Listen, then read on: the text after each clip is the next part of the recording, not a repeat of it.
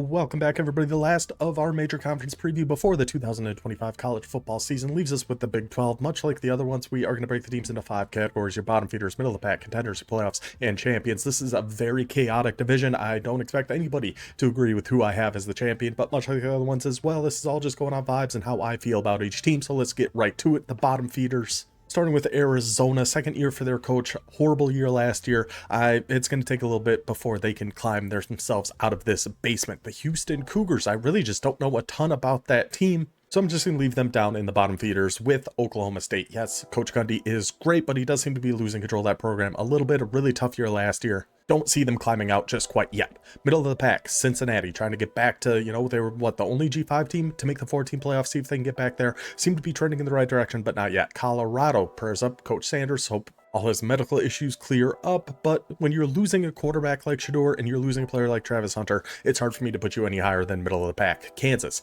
very disappointing team last year, but love Jalen Daniels and absolutely love Lance Leopold, their coach. This was the lowest I was going to put them, but I just couldn't quite put them up into contenders. TCU, they are getting their quarterback Josh Hoover back, despite Tennessee's best efforts will keep them in the middle of the pack. West Virginia and UCF, we can kind of talk about both at the same time, both getting coach back. After they went away, of course, Rich Rod was gone for a lot longer. It's going to take both of them a little bit of time to get those programs up and running, in my opinion. Contenders, this is where I'm sure I'm going to lose some of you right away. First, Arizona State. Yes, they came very, very close to knocking Texas out of the playoffs last year, but I just don't think they are going to be able to replicate that Cinderella run. I'm not as big on Sam Levitt as some people, but I do love Coach Dillingham, so they are going to stay contenders. Baylor.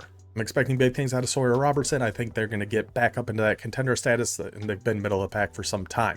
BYU.